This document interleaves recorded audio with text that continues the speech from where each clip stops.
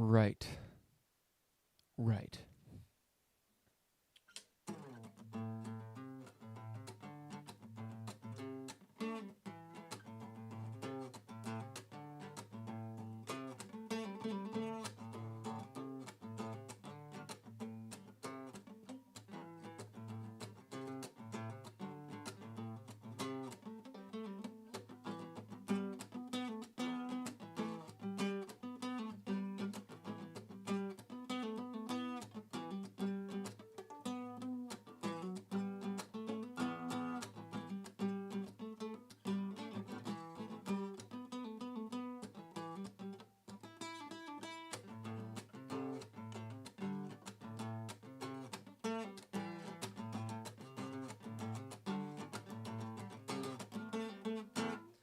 All right.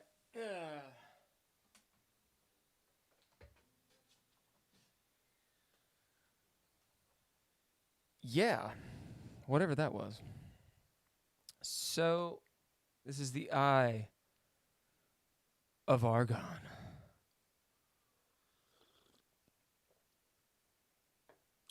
Part 3. Let me open up the book. Open up the book. He's gonna open up the book. Open up the book. I did not make a post about this, and I did not make this live stream public. Probably should have. Oh, maybe I can change that real quick. Ooh, you can do it in the middle of a stream.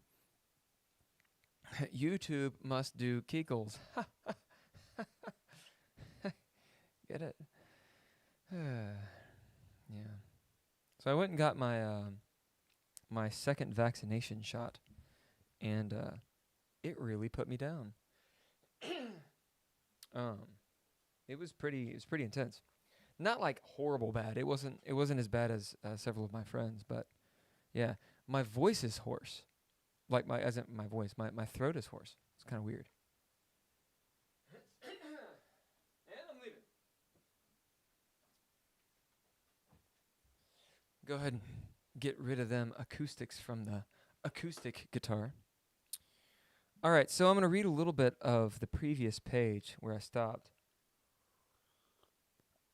Because this story, it's really good and it's really easy to pick up, from where you left off. All right. Let's see if I can remember these voices. So, a little bit of synopsis. The main character, Grigner, is he's about to escape from the Stygian pits of this noble guy. And I think the noble has a name, maybe?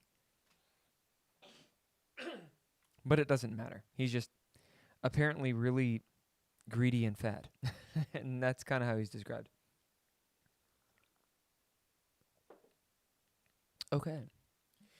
Let me make a little note for myself of where I'm actually going to start this. So when I edit, it'll be a lot easier. Right. Okay. I don't know where it is. It does not tell me where I am. Huh. I could have sworn it did. Does it not? Does it not tell me? What the F? How long have I been streaming? This is average watch time, 2 minutes and 34 seconds. But I think that has more to do with me. Stream health, no. Stream settings, and no. What the hell? Oh, it's right there. All right. So we'll say it 5 minutes. That gives me about 30 seconds to cough a bunch. Yeah, this just started. I'll be right back.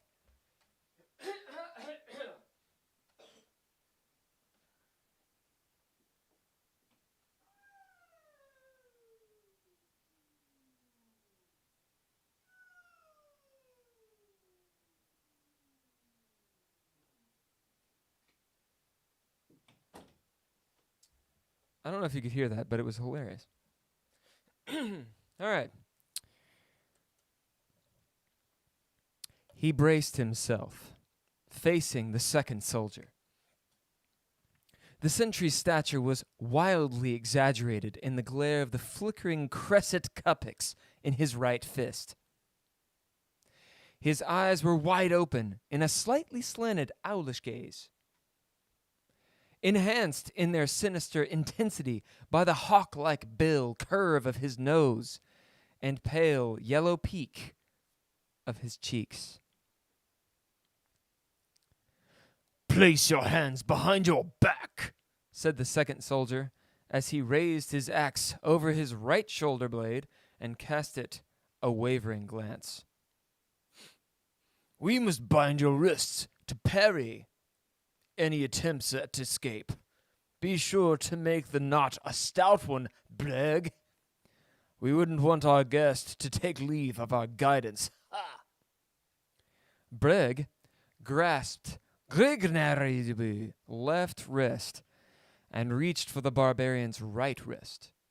Grignar wrenched his right arm free and swiveled to face Breg. Reach beneath his loincloth with his right hand.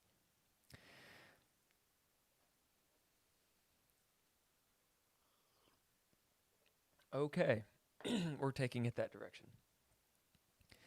The sentry grappled at his girdle for the sheathed dagger, but recoiled short of his intentions as Grignary's right arm swept to his gorge. The soldier went limp, his bobbing eyes rolling beneath fluttering eyelids, a deep welt across his spouting gullet. Without lingering to observe the result of his efforts, Grignar dropped to his knees. So he grabbed his balls, right? And then, all right. Cradle the balls, work the pipe. The second soldier's axe cleft over Grignar's head in a buzz of silvered ferocity, severing several scarlet locks from his scalp. Coming to rest in his fellow's stomach, the iron head crashed through mail and flesh with splintering force, spilling a pool of crimsoned entrails over the granite paving. Before the sentry could wrench his axe free from his comrade's carcass, he found Grignor's massive hands clasped about his throat, choking the life from his clamped lungs. With a zealous grunt, the accordion flexed his tightly corded biceps, forcing the grim-faced soldier to one knee. The sentry plunged his right fist into Grignor's face, digging his grimy nails into the barbarian's flesh, ejaculating a curse through rasping teeth. Grignor surged the bulk of his weight forward, bowling the besieged soldier over upon his back. The sentry's arms collapsed to his thigh, shuddering convulsively, his bulging eyes staring blindly from a bloated, cherry-red face. Oh, the ball gag. Okay. Rising to his feet, Grignor shook the blood from his eyes, ruffling his surly mane as a brush fire swaying to the nighttime breeze. Stooping o'er the sprawled corpse of the first soldier, Grignor retrieved a small white object from a pool of congealing gore. Snorting? Thanks, guys. Snorting a gusty billow of mirth, he once more concealed the tiny object beneath his loincloth. Wait, what was it? Oh, it's the pelvis bone, right. Oh, so he didn't grab his balls. He had the big rat bone, pelvis bone that he... kind of like Samson, whatever.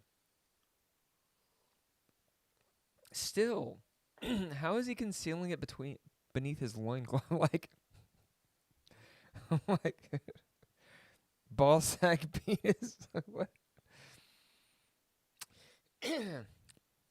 The tediously honed pelvis bone of the broken rodent. The ROUS that he fought in the previous scene.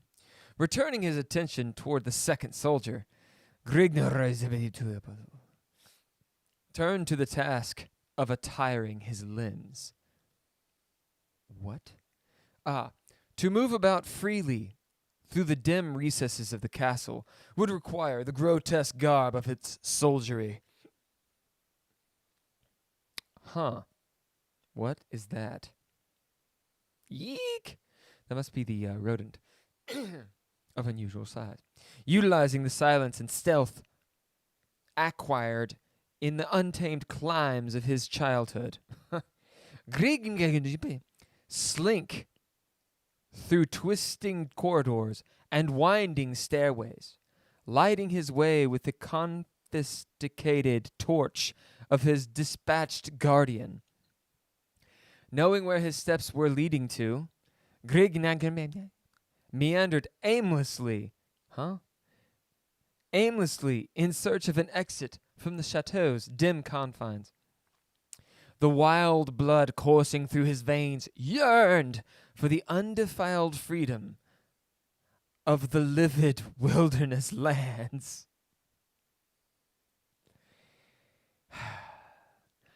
Coming upon a fork in the passage, he shrieked.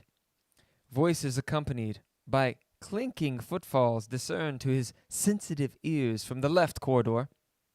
Wishing to avoid contact, veered to the right passageway. Nice.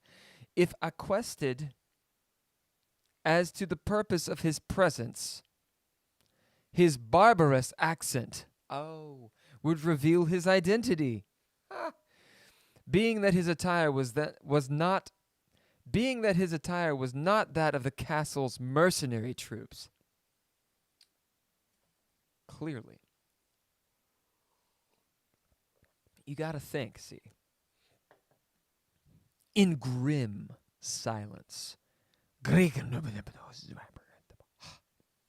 treaded down the dingily lit corridor, a stalking panther, creeping warily along on padded feet.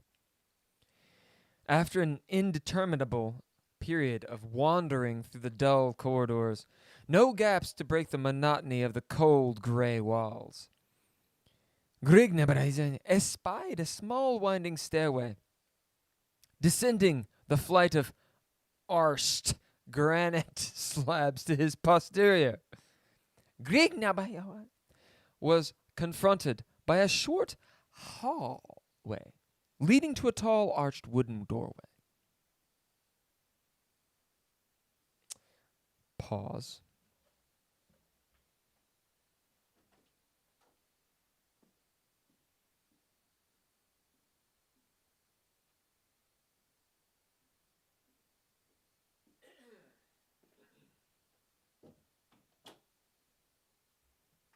Unpause.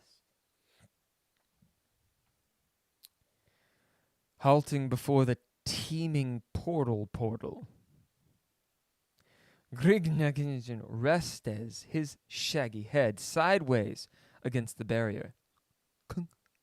Detecting no sounds from within, he grasped the looped metal handle of the door, his arms surging with a tremendous effort of bulging muscles. Yet the door would not budge. Retrieving his axe from where he had sheathed it beneath his girdle, he hefted it in his mighty hands with an appeased grunt. Ugh. And wedging one of its blackened edges into the crack between the portal and its iron-rimmed sill. Bracing his sandaled right foot against the rugely hewn wall, teeth tightly clenched. Grigner appelivered the oaken haft, employing it as a lever whereby to pry open the barrier. The leather-wound hilt bending to its utmost limits of endurance, the massive portal swung open with a grating of snapped latch and rusty iron hinges. That was it. Glancing about the dust-swirled room in the gloomily dancing glare of his flickering cresset, eyed evidences of the enclosure being nothing more than a forgotten storeroom. It's like a D&D game. Miscellaneous articles required for the maintenance of a castle were piled in disorganized heaps at infrequent intervals toward the wall opposite the barbarians' piercing stare. Utilizing long, bounding strides, Grigner paced his way over to the mounds of supplies to discover if any articles of value were contained within their midst.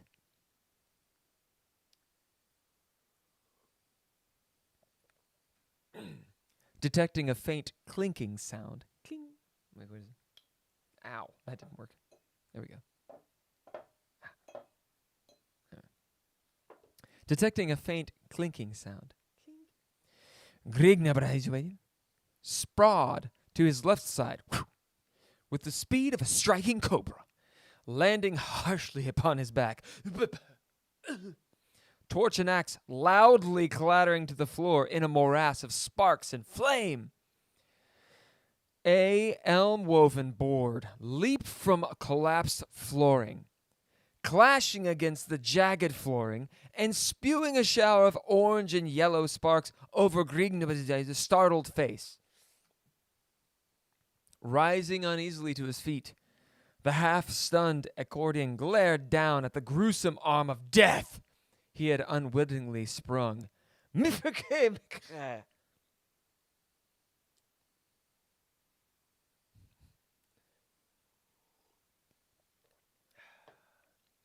If not for his keen auditory organs and lighting steel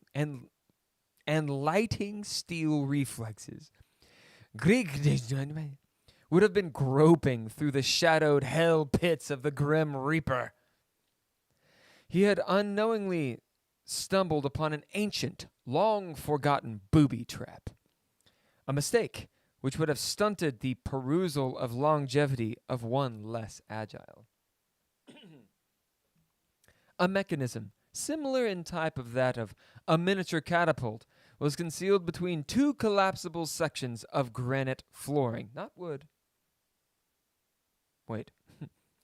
The arm of the device was 4 feet long, boasting razor-like cleats at regular intervals along its face, with which it was to skewer the luckless body of its would-be victim.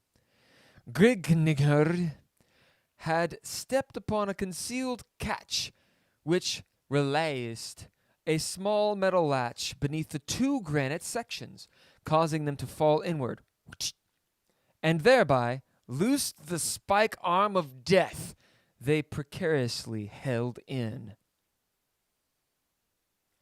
Partially out of curiosity and partially out of an inordinate fear of becoming a pincushion for a possible second trap, Grigner plunged his torch into the exposed gap in the floor. The floor of a second chamber stood out 7 feet below the glare. Tossing the torch through the aperture, clank, clank, clank. Grigner grasped the side of the adjoining tile, dropping down. Glancing about the room, Grigner discovered that he had descended into the palace's mausoleum. Rectangular stone crypts cluttered the floor at evenly placed intervals. The tops of the enclosures were plated with thick layers of virgin gold, while the sides were plated with white ivory. At one time sparkling, but now grown dingy through the passage of the rays of all-encompassing mother time. Featured at the head of each sarcophagus in tarnished silver was an expugnatively carved likeness of its rotting inhabitant. A dingy atmosphere pervaded the air of the chamber, which sealed in the enclosure of an unknown period, which sealed in the enclosure for an unknown period, had grown thick and stale. Intermingling with the curdled currents was the repugnant stench of slowly moldering flesh, creeping ever slowly but surely through minute cracks in the numerous vaults. Due to the embalming of the bodies, their flesh decayed at a much slower rate than is normal. Yet the nauseous odor was nonetheless repellent. And that, ladies and gents, is where we'll end today. Part 3 of the Eye of Argon. Gone.